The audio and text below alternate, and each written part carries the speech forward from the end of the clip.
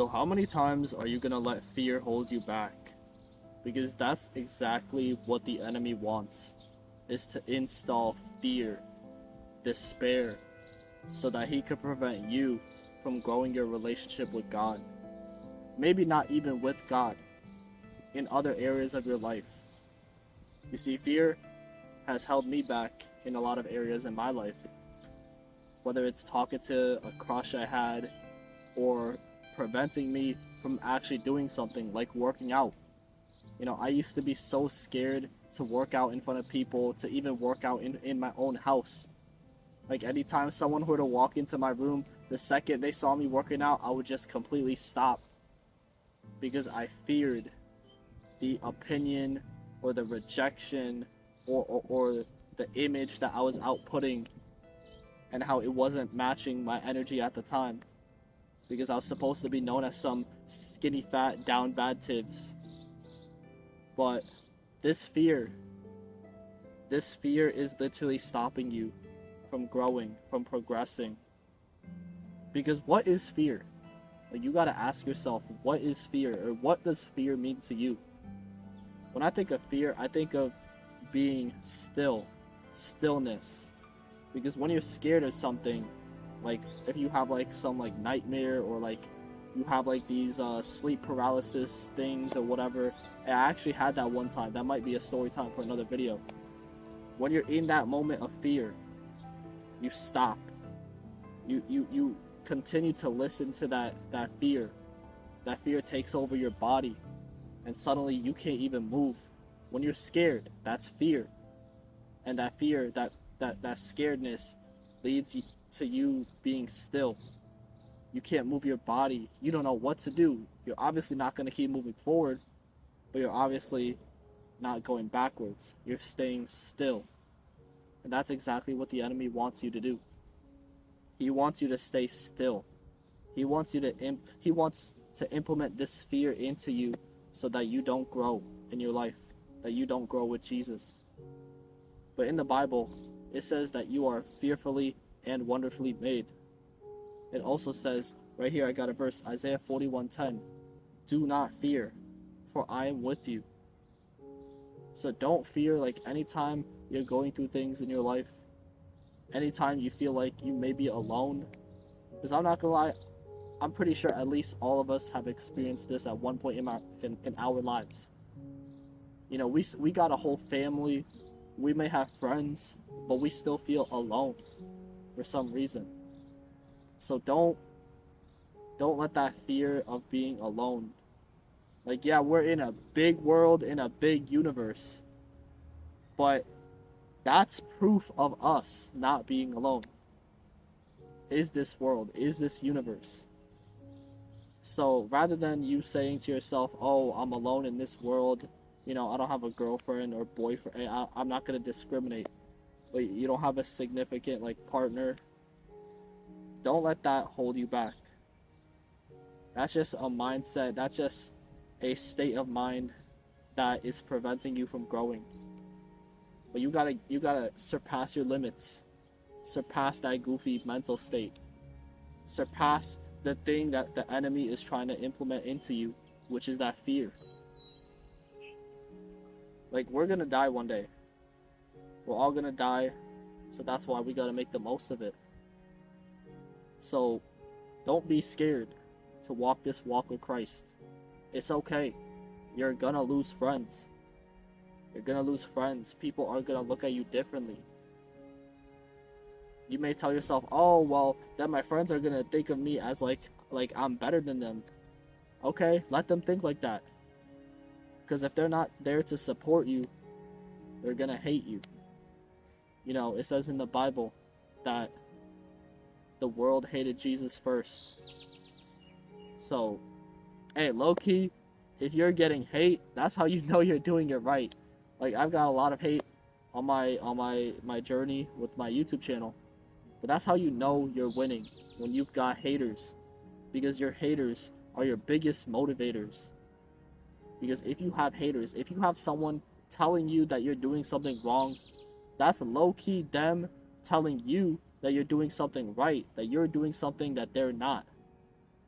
And this can, like, this motivates me to just keep moving forward, to actually keep making content, because I'm like, damn, like, I know there are a lot of people that don't want to see me make these videos. There are a lot of people that think these videos are stupid and goofy, but that's just them saying that from insecurity, because they know themselves that they can't do what I do. So that's why they're going to try to bring you down, because they don't see themselves doing it. Like, if you have a Christian friend, if you have a follower of Christ as a friend, they're going to support you. They're going to support you on your journey. So don't think to yourself that you should just not do something because there's that fear, the fear of rejection. You being rejected, maybe by your friends or even family. I've literally had people in my family tell me, like, that this is all silly, goofy stuff that I'm making up. But the more I started to read the word, the more my mind started to open up about everything.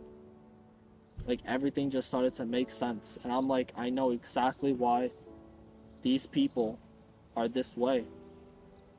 Because they're missing that love. Like, sure, you could find love in money, you could find love in even working out, but that all is going to be temporary at some point, right? Like, realistically, you're eventually, like, as humans, just human nature, you're going to want to achieve more. You're going to want more and more. And so you will never truly be satisfied with your progress. But that's where Jesus comes in. Because with Jesus, having that love from Jesus and for Jesus, that's eternal love. That is eternity. That is eternal love. That is love that no matter what you go through, like, I could literally be out on the street. I could literally not even have this YouTube channel.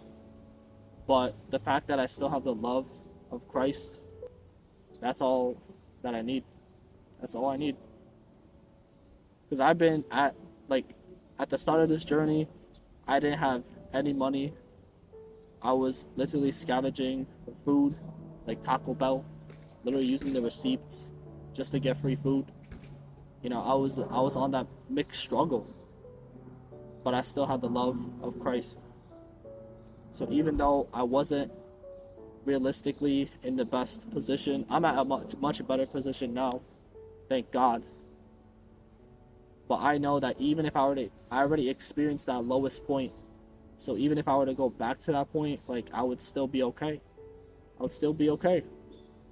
Because I already experienced that love that God had for me, has for me, still has for me, and will forever have for me. But you just gotta know to accept it. You gotta accept that love. He's not gonna force that love upon you. So it's your choice.